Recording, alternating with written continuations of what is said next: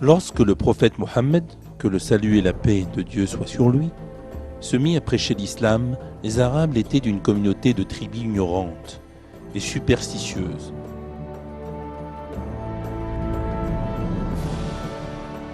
C'est grâce à la lumière du Coran qu'ils ont été sauvés des croyances païennes pour suivre le chemin de la raison.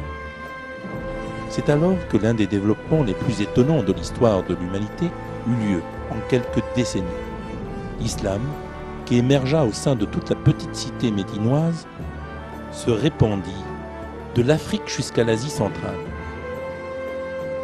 Les Arabes, qui auparavant ne pouvaient même gouverner une petite cité en harmonie, devinrent maîtres d'un empire mondial. Dans son livre « The Straight Path », le droit chemin, l'expert américain en islamologie, le professeur John Esposito, décrit l'aspect miraculeux de l'ascension de l'islam en ces termes.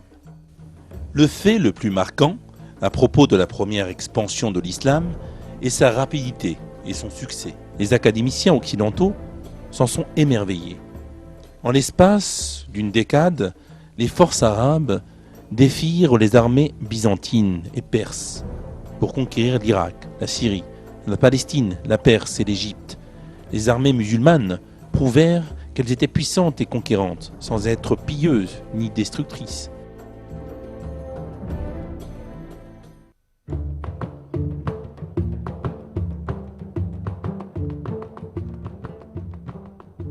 Lorsque les différents peuples, à l'instar des Turcs, ont accepté l'islam de leur plein gré, l'empire islamique est devenu la plus grande puissance du monde à l'époque.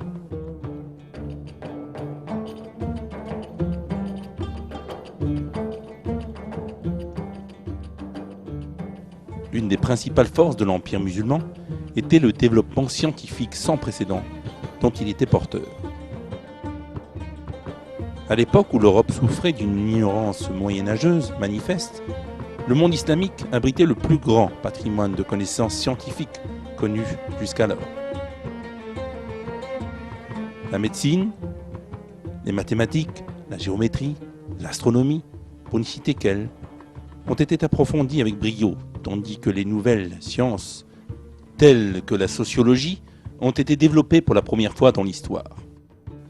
Certains commentateurs ont tenté d'expliquer ce prodigieux développement scientifique islamique par une influence de la Grèce antique.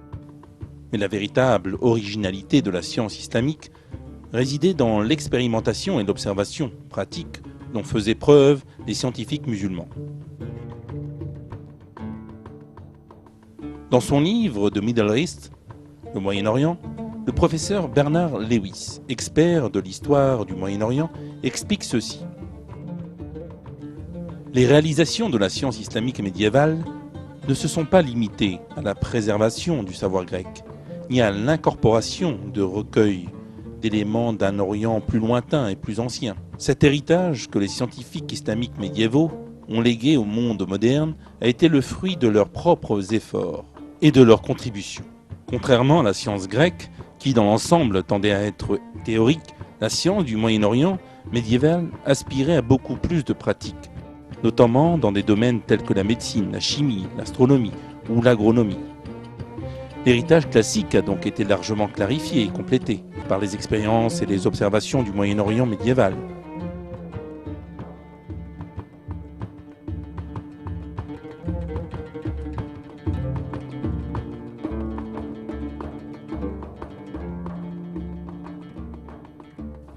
Le secret de cette force scientifique et mentale puise directement sa source dans le Coran.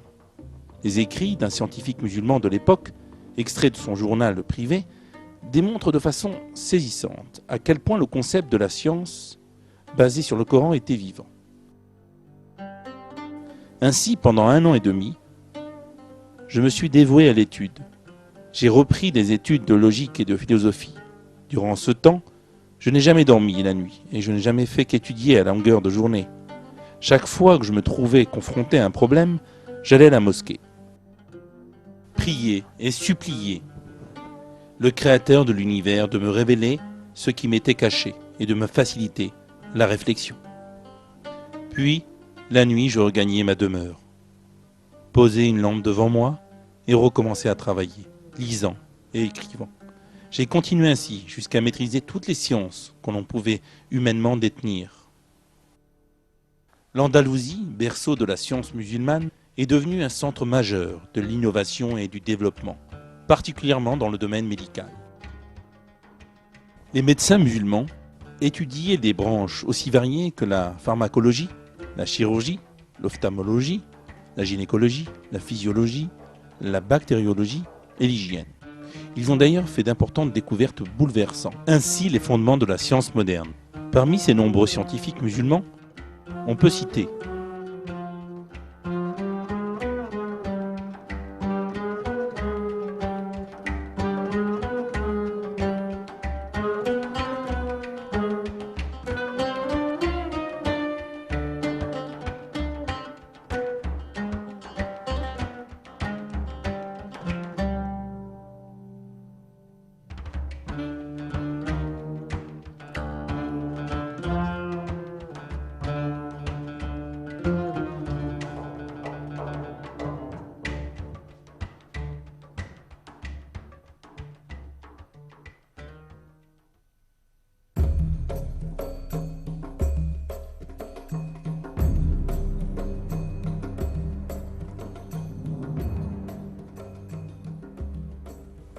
cette culture scientifique musulmane a permis la renaissance occidentale.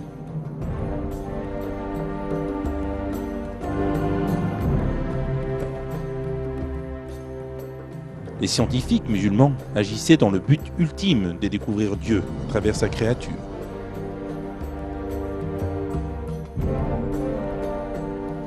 Avec le transfert de cet état d'esprit au monde occidental, l'épanouissement de l'Occident put enfin s'amorcer.